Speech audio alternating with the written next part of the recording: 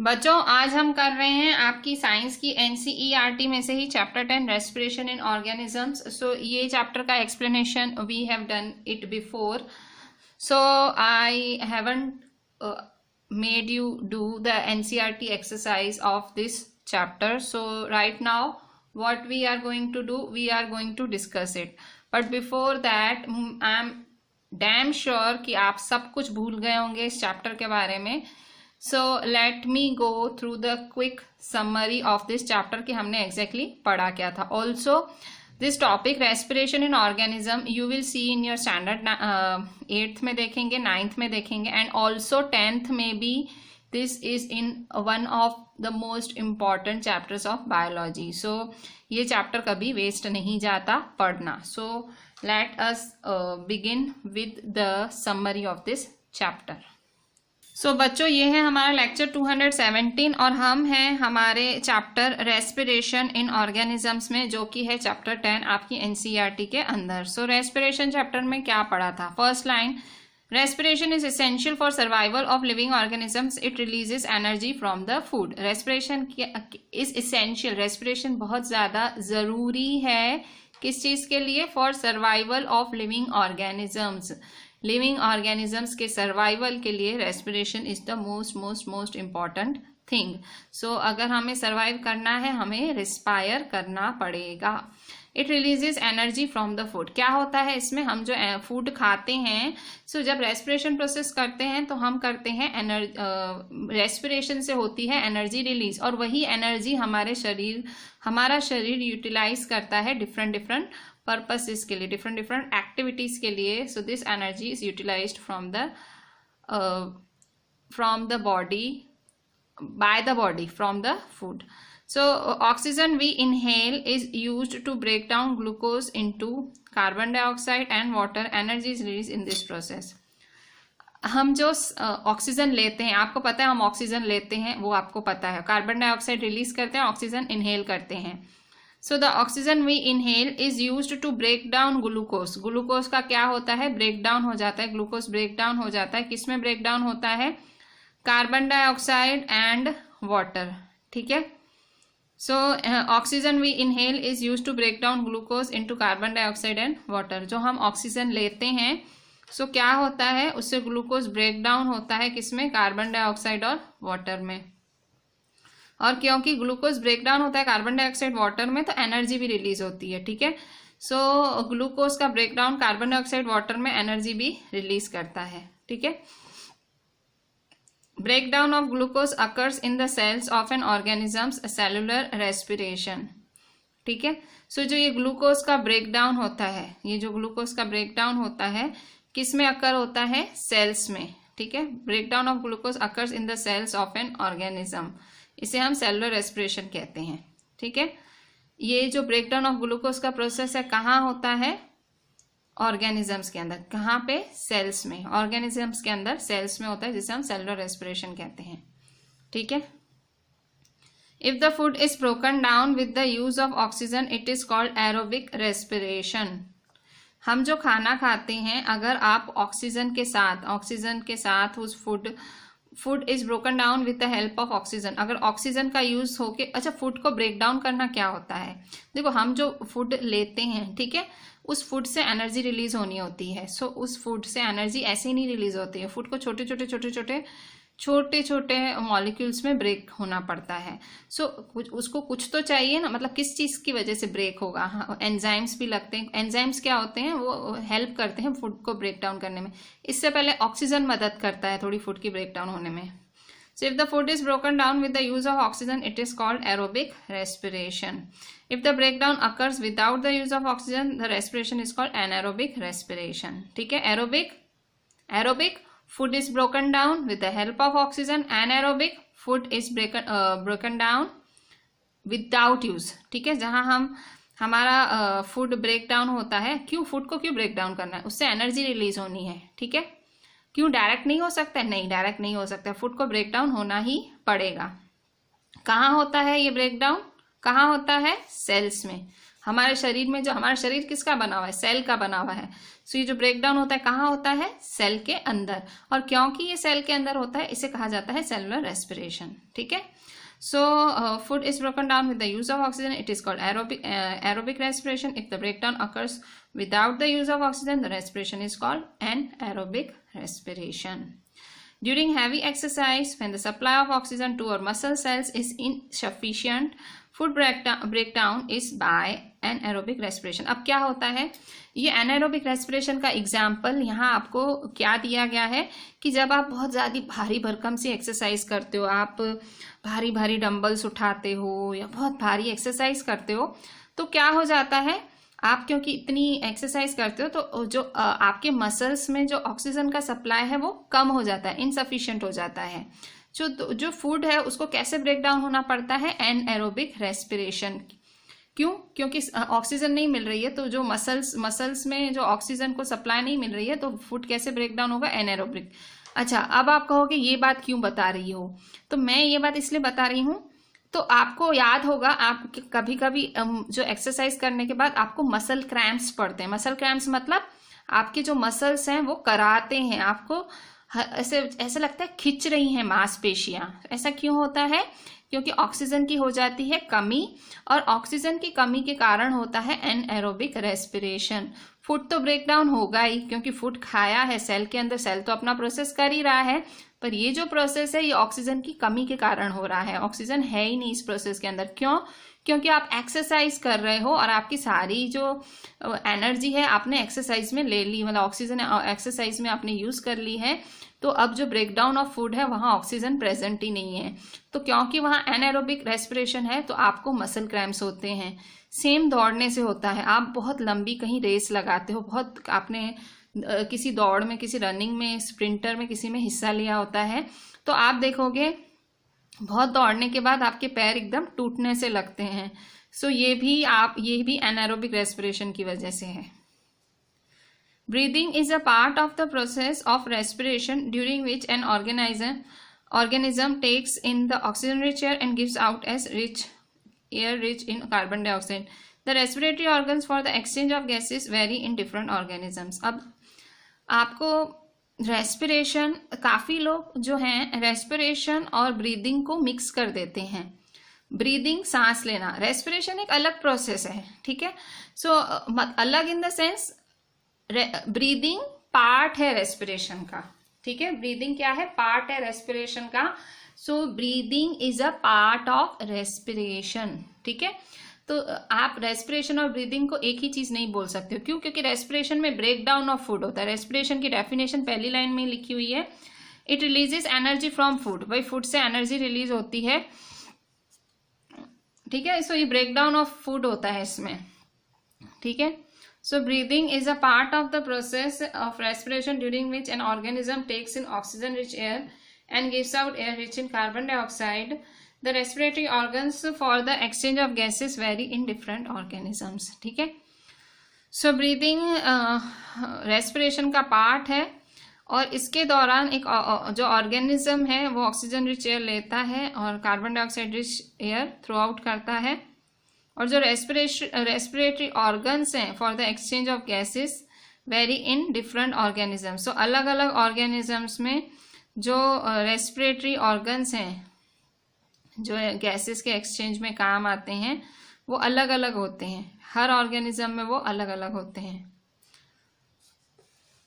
During inhalation, inhalation word का मतलब होता है जब आप ऑक्सीजन लेते हो। तो जब आप ऑक्सीजन लेते हो ड्यूरिंग इनहेलेशन अवर लंग्स एक्सपांड, आपकी जो फेफड़े हैं वो एक्सपांड हो जाते हैं क्योंकि आप हवा ले रहे हो, फेफड़े एक्सपांड होते हैं and then come back to the original state as the air moves out during acceleration.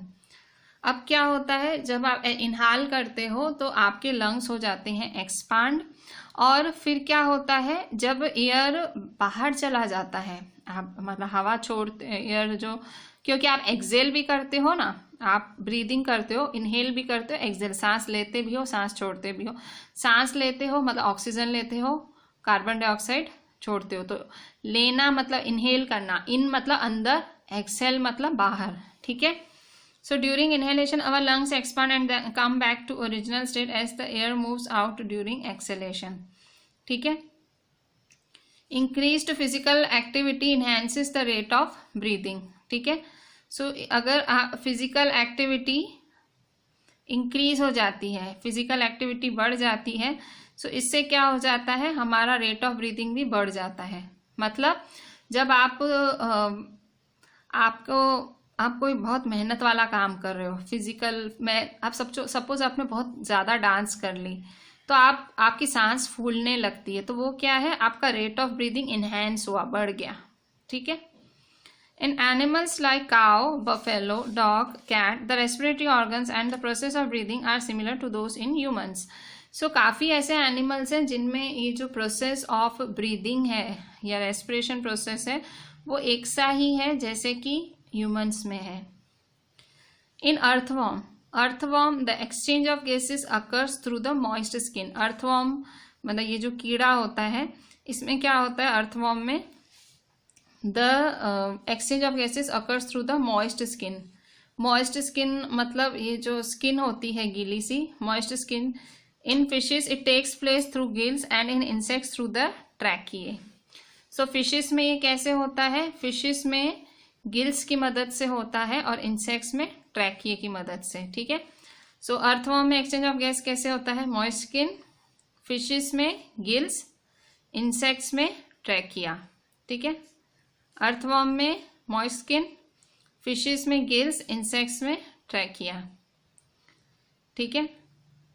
In a plant the roots take in air present in the soil. अब प्लांट्स में क्या होता है, जो रूट्स हैं, जो जड़ें हैं, वो क्या करती हैं, roots take in air present in the soil. Roots क्या करती हैं, जड़ें, तो सारा जो एयर है सारा वो ले लेती हैं. जड़ें जो हैं सॉइल से सारी, in plant the roots take in air present in the soil.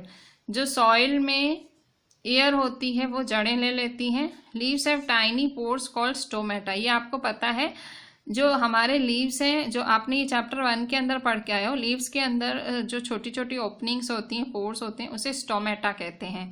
Stomata क्या होता है, स्टोमेटा की मदद से गैसेस एक्सचेंज होती हैं. The breakdown of glucose in the plant cell is similar to that in other living beings. So जो glucose का ब्रेकडाउन होता है वो सेम ही होता है प्लांट सेल्स में बाकी लिविंग ऑर्गेनिजम्स या लिविंग बीइंग्स की तरह. बच्चों, तो ये था हमारा पेज 117 पे जो व्हाट यू हैव लर्नड था, and you have to write each and every point in your notebook. Surely you have to write it. Okay. So बच्चों, पेज 118 पे इसकी एनसीईआरटी एक्सरसाइज है, सो हम वो डिस्कस कर लेते हैं. पेज 118 पे question 5. So we are going to discuss NCERT exercise. पहले हम ऑब्जेक्टिव्स करते हैं, then we will see the question answers. Objectives हम टेक्स्ट में ही कवर कर लेते हैं. In cockroaches air enters the body through. जो कॉकरोचेस हैं उनमें एयर जो है कैसे एंटर होती है, एयर कैसे बॉडी में एंटर होती है. सो एयर एंटर होती है बॉडी में थ्रू स्पाइरेकल्स. क्या बोला जाता है, कॉकरोचेस में एयर जो बॉडी में एंटर होती है वो स्पाइरेकल्स की मदद से एंटर होती है. During heavy exercise we get cramps in the legs due to accumulation of. मैंने आपको जैसे कि बताया कि हम जब बहुत भारी एक्सरसाइज करते हैं तो हमें क्रैम्प्स पड़ते हैं. ठीक है. हमें एकदम खिंचाव महसूस होता है हमारी मसल्स में, लेग्स में. सो क्यों ऐसा होता है, क्योंकि ऑक्सीजन तो मिल नहीं रहा है. तो क्या होता है, ड्यू टू अक्यूमुलेशन. क्या भर जाता है, due to accumulation of lactic acid. Lactic acid भर जाता है. Next see, normal range of breathing rate per minute in an average adult person at rest is. So breathing rate 1 minute में normally एक average adult शांति से बैठा है, मतलब कोई फिजिकल एक्सरसाइज नहीं कर रहा है. सो नॉर्मल रेंज क्या होगी, ब्रीदिंग रेट का नॉर्मल रेंज क्या होगा. सो नॉर्मल रेंज होगा 15 to 18 है. ठीक है. 15 to 18, 9 से 12 नहीं, 15 से 18 नहीं, 15 से 18. ठीक है. ये सब नहीं. D, during acceleration the ribs. जो हम एक्सेल करते हैं, ठीक है, इनहेल मतलब ऑक्सीजन लेना, एक्सेल मतलब कार्बन डाइऑक्साइड छोड़ना। सो जब हम एक्सेल करते हैं तो रिब्स होती हैं जो हमारे जो छाती के अंदर जो हमारा, सो रिब्स मतलब पसलियाँ होती हैं। सो हमारी पसलियाँ जो होती हैं एक्सेलेशन के दौरान हमारी पसलियाँ मूव डाउनवर्ड्स। जब हम एक्सेल करते हैं वो नीचे की तरफ मतलब क्योंकि हम हवा कार्बन डाइऑक्साइड जाने दे रहे हैं तो जाने देते हैं तो वो नीचे खींचती हैं, ठीक है, मूव डाउनवर्ड्स, ठीक है। एक्सेल इनहेल, सो एक्सेल में रिब्स मूव डाउनवर्ड्स। अच्छा, अब हम क्वेश्चन 6 करेंगे जो कि है match the items in column 1 with those in column 2।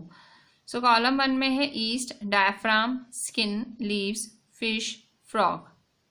यहाँ है earthworm, gills, alcohol, chest cavity, stomata, lungs and skin, trachea.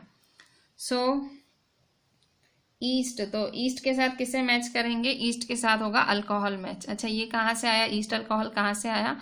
तो ये मेरे ख्याल से एनारोबिक रेस्पिरेशन की इक्वेशन थी, हमने इसी चैप्टर के अंदर पढ़ी थी, क्योंकि हमने तो अभी समरी ही कवर की। सो इस चैप्टर के अंदर जो इक्वेशन थी उसमें था कि भाई, मैं आपको दिखाती हूँ।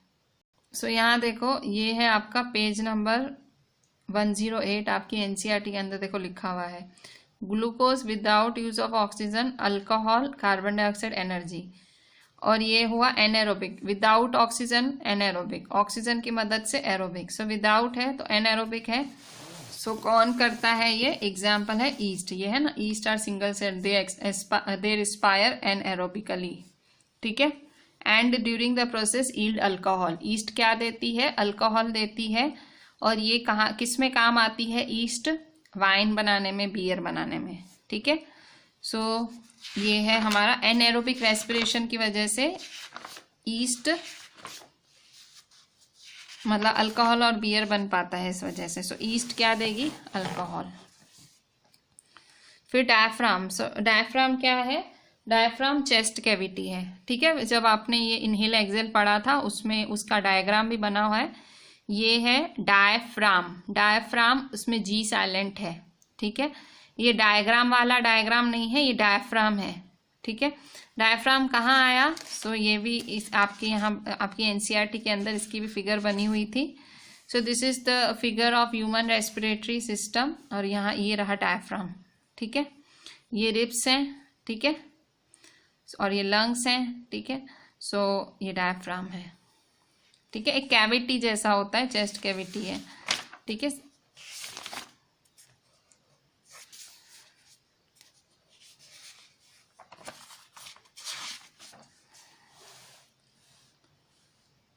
सो डायफ्राम है, चेस्ट कैविटी।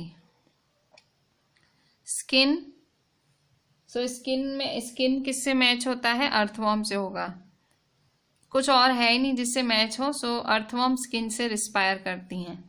लीव्स, लीव्स में क्या होता है? स्टोमेटा होता है। फिश, फिश के पास क्या होती हैं? गिल्स होती हैं। फ्रॉग, फ्रॉग कैसे रिस्पायर कर पाता है? लंग्स से भी कर पाता है, स्किन से भी कर पाता है, ठीक है। सो ये था हमारा पूरा क्वेश्चन 6। अब हम देखते हैं question 7।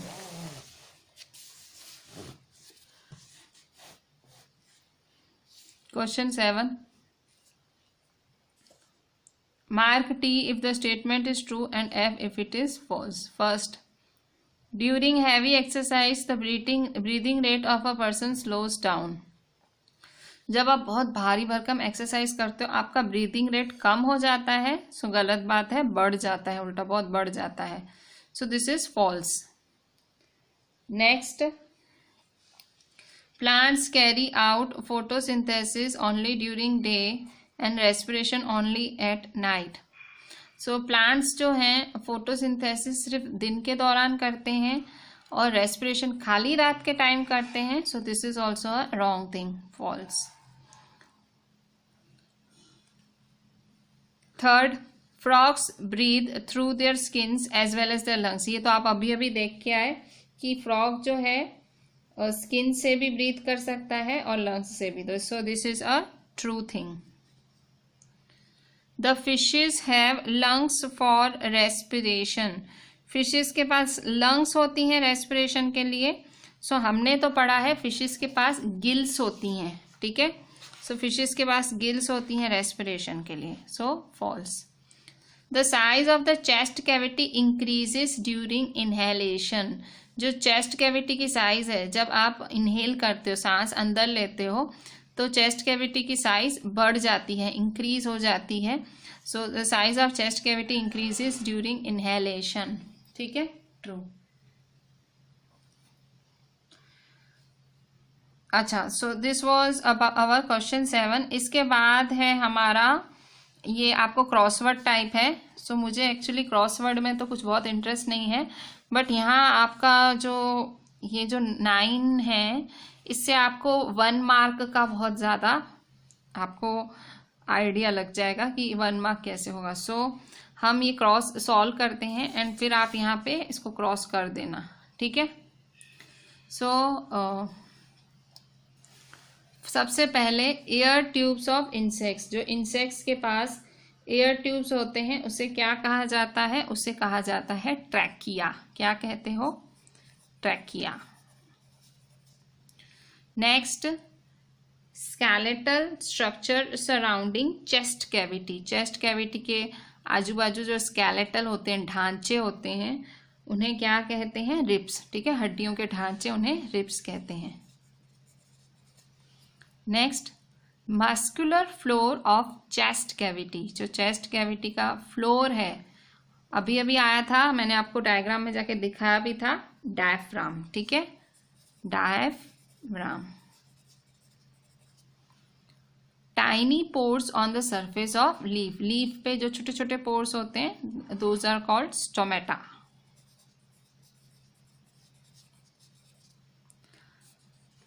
Small openings on the sides of the body of an insect. Insect के जो साइड्स हैं, बॉडी में जो बॉडी साइड में ओपनिंग्स होती हैं, छोटी छोटी सी ओपनिंग्स होती हैं, सो उन्हें हम क्या बोलते हैं? उन्हें बोलते हैं स्पाइरेकल्स।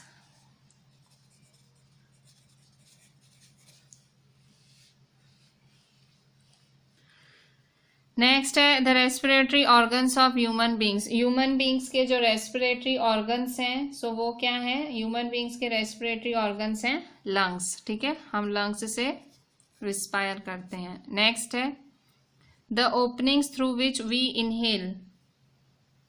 सो हम ओपनिंग्स, तो जो नाक के छेद होते हैं उन्हीं से इनहेल करते हैं, उन्हें नॉस्ट्रिल्स कहा जाता है, नाक के छेदों को। An anaerobic organism. Anaerobic organism का नाम ईस्ट। अभी अभी आपने देखा था, ईस्ट की वजह से अल्कोहल बनता है। An organism with tracheal system. So tracheal system किसका है? एंट का है। एंट के पास ट्रेकियास होते हैं। सो ये जो आपने सब लिखे हैं, यहाँ पे आपको ये पजल सॉल्व, मतलब पजल ये फिलअप करना है। जैसे ये देखो, नॉस्ट्रिल है, नॉस्ट्रिल्स, इस तरह से आपको ये सारे नाम लिखने के बाद यहाँ खाली ये ढूंढना है, ठीक है। तो ये आपको थोड़ा इंटरेस्टिंग भी रहेगा, और ये जो किया हुआ है वो गलत भी हो सकता है, आप अपने दिमाग से करना। मैंने आंसर्स लिख दिए हैं आपके लिए, ठीक है। क्वेश्चन 9 जो है वो है एक एमसीक्यू। सो क्या बोलता है क्वेश्चन 9? क्वेश्चन 9 बोल रहा है the mountaineers carry oxygen with them because. अच्छा, जो पर्वतारोही होते हैं, मतलब जो बड़े बड़े माउंटेन्स, हिल्स, ये सब क्लाइंब करते हैं, so mountaineers carry oxygen with them. जो पर्वतारोही होते हैं वो अपने साथ ऑक्सीजन सिलेंडर कैरी करते हैं। Because at an altitude of more than 5 kilometre there is no air. क्योंकि अगर 5 किलोमीटर से ज़्यादा ऊंचाई पे चले जाओ तो एयर नहीं होती है। बी, 4 ऑप्शन हैं, चारों समझते हैं।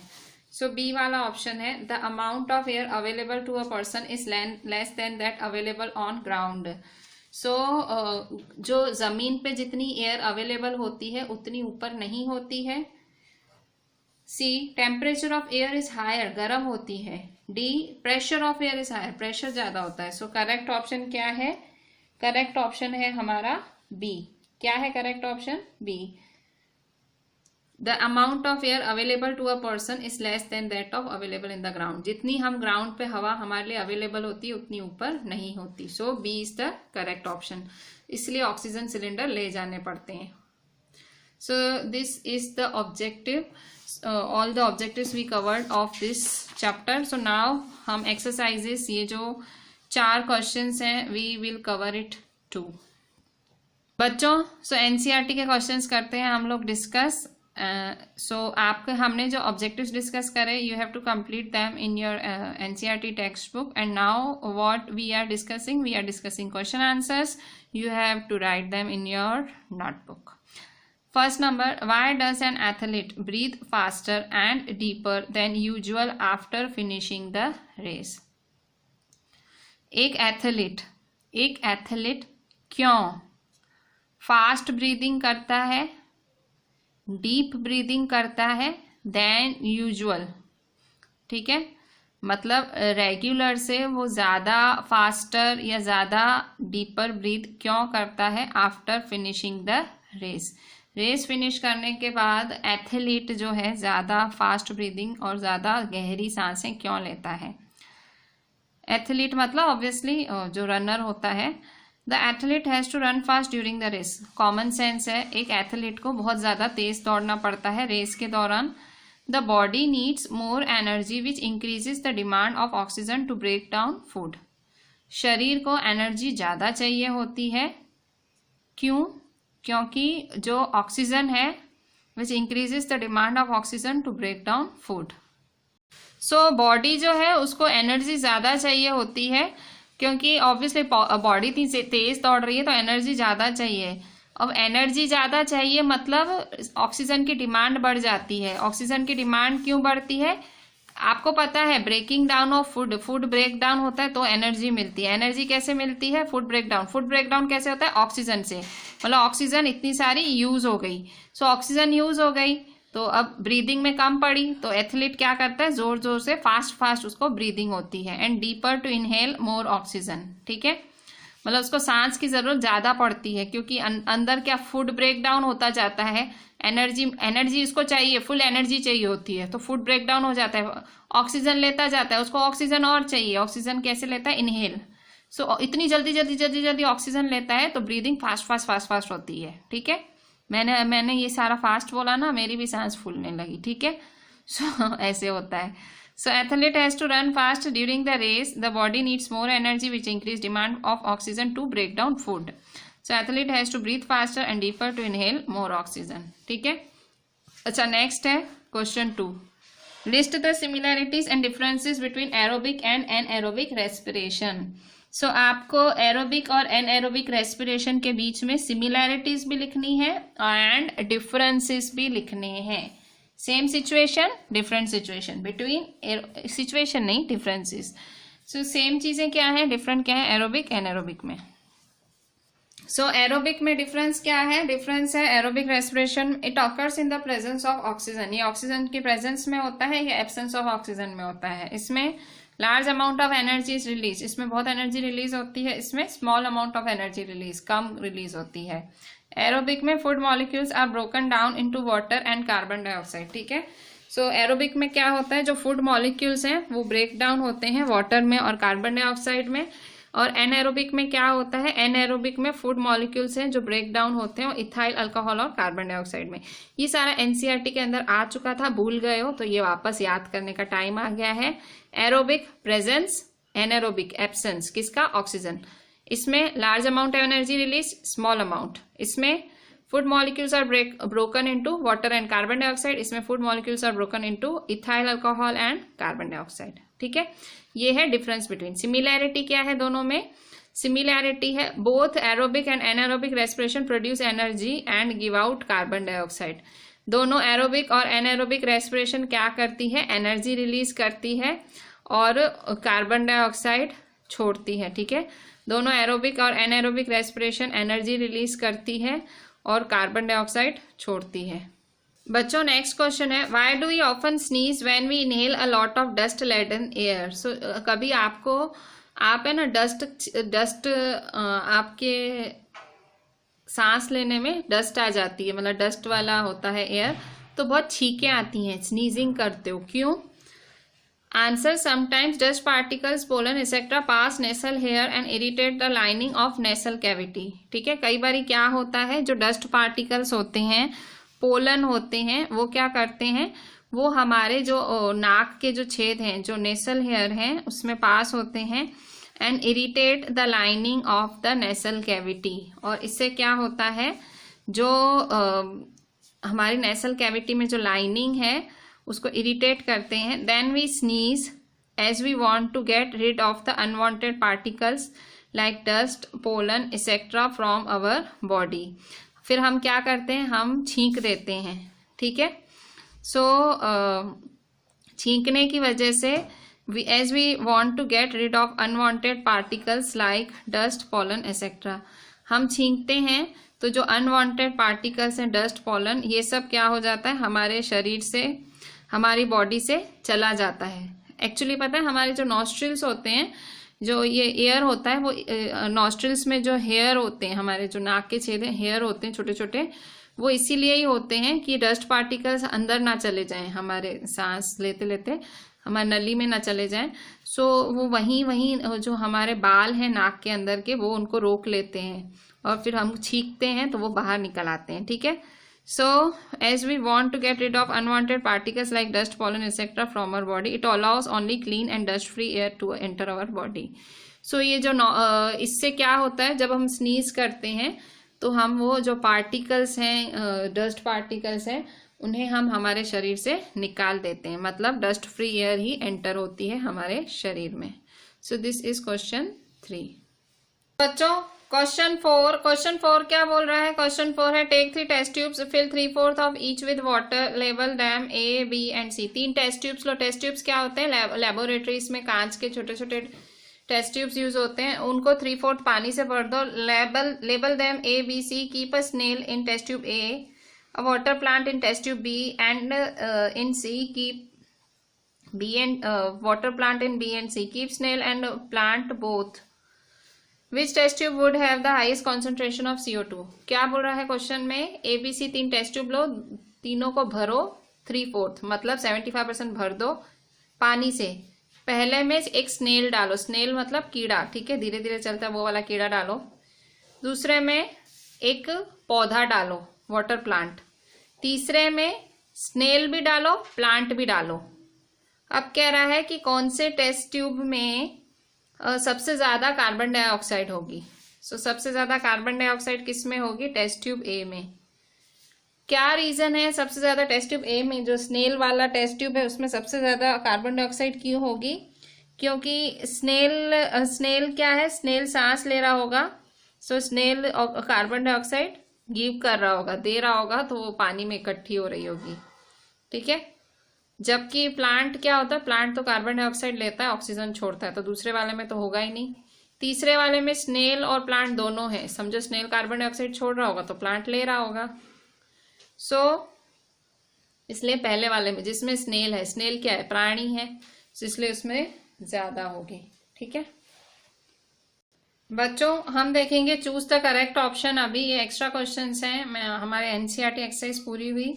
सो एक्स्ट्रा क्वेश्चंस में सबसे पहले हम एमसीक्यूज देख रहे हैं। एमसीक्यूज में सबसे पहले first number, the respiratory gases are. So respiratory gases कौन कौन सी हैं, A O2 and SO2, B O2 and NO2, C O2 and CO2, D O2 and O3। तो कौन कौन सी रेस्पिरेटरी गैसेज होती हैं, सो रेस्पिरेटरी गैसेस होती हैं O2 and CO2। So O2 and CO2 are respiratory gases. Question 2, the main respiratory organ in human is. हमारी human body में main respiratory organ कौन सा है, मेन रेस्पिरेटरी ऑर्गन हमारे शरीर में है लंग्स, फेफड़े।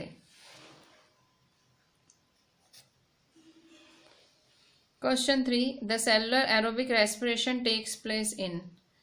जो सेलुलर एरोबिक रेस्पिरेशन है वो कहाँ होता है, so cellular aerobic respiration A nucleus, B cytoplasm, C mitochondria या डी क्लोरोप्लास्ट, किस में होता है, सो वो होता है माइटोकॉन्ड्रिया में।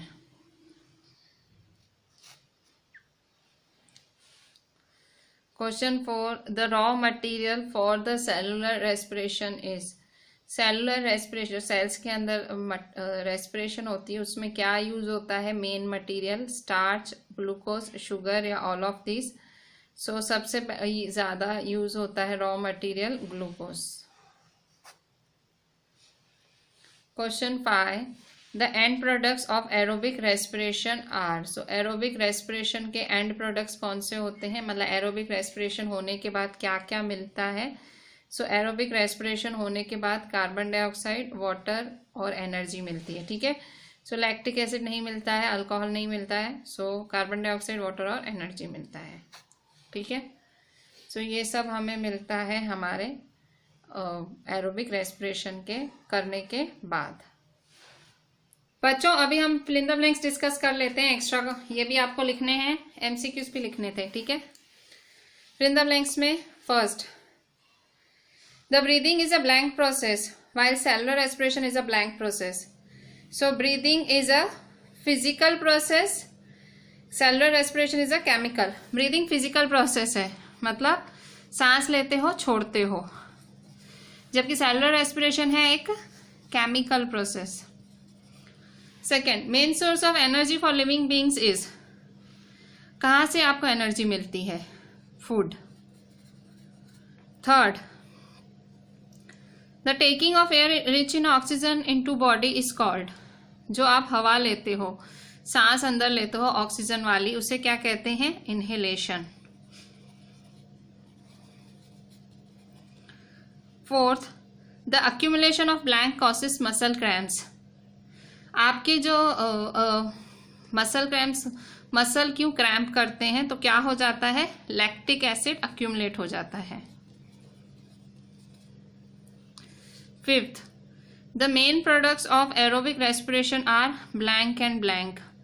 जो एरोबिक रेस्पिरेशन के मेन प्रोडक्ट्स कौन कौन से हैं, कार्बन डाइऑक्साइड एंड वाटर, ठीक है. सो लैक्टिक एसिड की वजह से हमारे मसल्स जो हैं क्रैम्प करने लगते हैं, ये इनहेलेशन, ठीक है. सो अगर प्रॉपर आंसर देखने तो these are the proper answer, ठीक है. कार्बन डाइऑक्साइड मैंने फॉर्मूला लिखा है, वाटर H2O लिखा जाता है वैसे केमिकल फॉर्मूला, CO2 मतलब कार्बन डाइऑक्साइड, वाटर मतलब H2O, ठीक है. अच्छा अब हम थोड़े से मैच भी देख लेते हैं, मैच द फॉलोइंग. थोड़े ऑब्जेक्टिव्स हम देख रहे हैं एंड आपको नोटबुक में लिखने हैं. सो बच्चों अब मैच द फॉलोइंग देखेंगे, matching skills. Question 1, match the items in column A with those in column B. So column A है fish, insects, frog, skin, plants. Column B skin and lungs, earthworms, stomata, gills, spiracles. Match करो.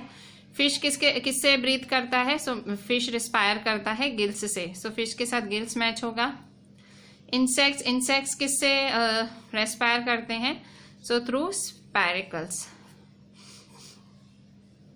Frogs किससे करते हैं, सो frogs skin और lungs से. Skin किससे करता है, स्किन से कौन करता है, अर्थवॉर्म स्किन से रिस्पायर करता है. प्लांट्स किससे रिस्पायर करते हैं, सो प्लांट्स स्टोमेटा, ठीक है. सो ये सारी सब मैच हैं इस तरह से. बच्चों अब हम ट्रू और फॉल्स डिस्कस कर रहे हैं. राइट T फॉर ट्रू और F for false. So first है, food is the main source of energy for all living organisms. Food है, एनर्जी का मेन सोर्स है सारे लिविंग ऑर्गेनिजम्स के लिए. सो सही बात है, फूड से ही एनर्जी मिलती है, सो ट्रू. सेकेंड है, plants do not respire like other living organisms. जैसे सारे लिविंग ऑर्गेनिज्म सांस लेते हैं, प्लांट्स नहीं लेते हैं, so this is false.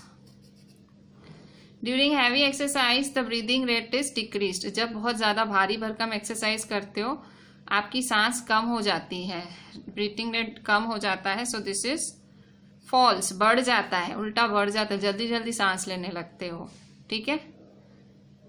Increase हो जाएगा, ठीक है. यहाँ plant do not respire, plant respire. Cellular respiration takes place in cells of all living organism. Cellular respiration कहाँ होती है, cellular respiration takes place in cells of all living organisms. So yes, सब living organism के cells में ही cellular respiration होती है, true. Next है, muscles can not respire anaerobically. Muscles anaerobically respire नहीं करते, फॉल्स. मसल्स में ऑक्सीजन की कमी होती है तभी तो हमें मसल क्रैम्प्स होते हैं, हमारी मसल्स दुखती हैं, so this is a false thing, ठीक है.